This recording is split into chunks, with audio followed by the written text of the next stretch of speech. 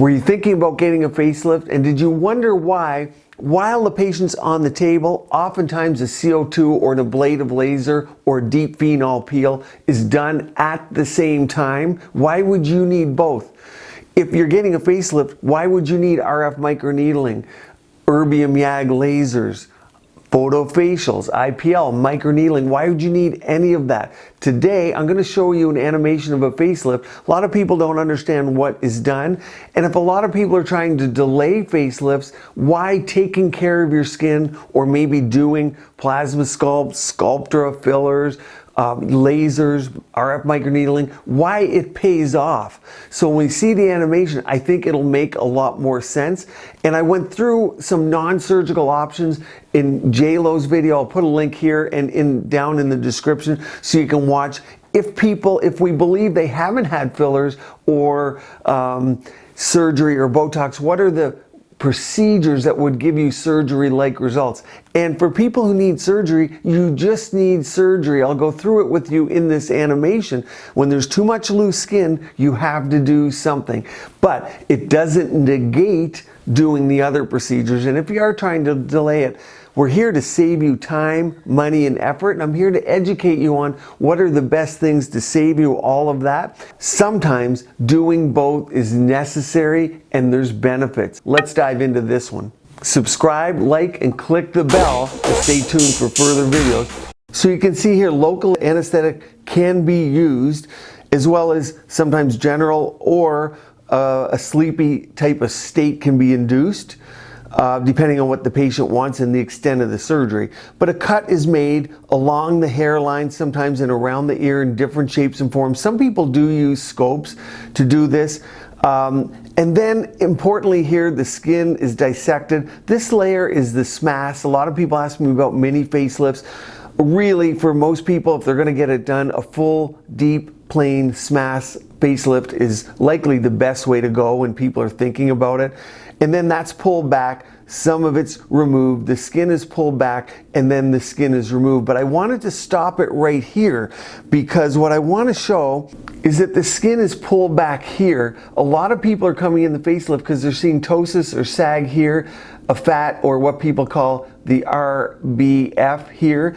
And when the facelift pulls back, it's a nice look, but this area here has got to be addressed. Otherwise, the patient's not going to be happy. And it's between the pulling back of the SMAS, and a lot of times the neck is addressed too, a platysmoplasty at the same time. And liposuction can be done and or fat transfer to get the result. A lot of people take great care in the incisions because that's really the hallmark of whether someone's had something done. And if there's hair, it makes things a lot easier. Sometimes men without hair don't want to have a facelift done for that reason. And you can see where it lifts up.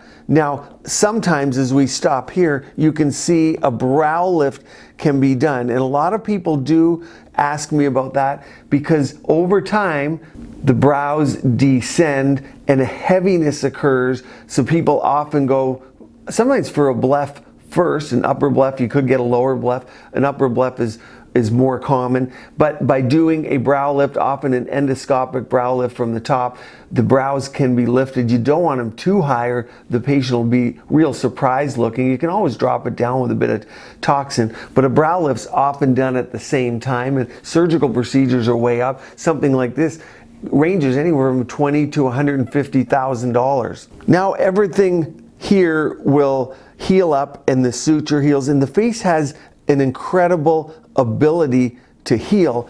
But if you think about it, so the skin was pulled back from here, the neck was addressed, which is often what drives people to get a facelift. But if you think about it, what's happened to the skin, the surface of the skin? What's happened to the distance here, the upper lip to the nose, or the ergotrid as we call it? What's happened to the chin dimpling, peau d'orange, the irregular skin here around the mouth? The female often ages first around the mouth. What about temporal hollowing, unless there was fat transfer done? What about the forehead lines and wrinkles? The answer is nothing. And pulling it, if you pull too tight, of course, it's going to change the muscle movement of the face. People look too tight, and sometimes the surgery is too tight, doesn't look good. But if you're going to have a nice facelift done, you still need the surface of the skin, you need tightening in all the areas we talked about, and thus you need ancillary services. And that's where we talk about on this channel all the things like RF microneedling, CO2 lasers, erbium yags, photofacials, IPL chemical peels, and the gamut. So they're not mutually exclusive, and I wanted to show you that video so people understand why often both are done. It's not a facelift or minimally invasive or threads. I put a whole playlist up here on dermal fillers and one down here on facial shaping and angles, so you can watch more about what goes into our minds when we decide what's the best procedure for a particular patient. Stay tuned here. Keep your skin and body beautiful, healthy, and vibrant.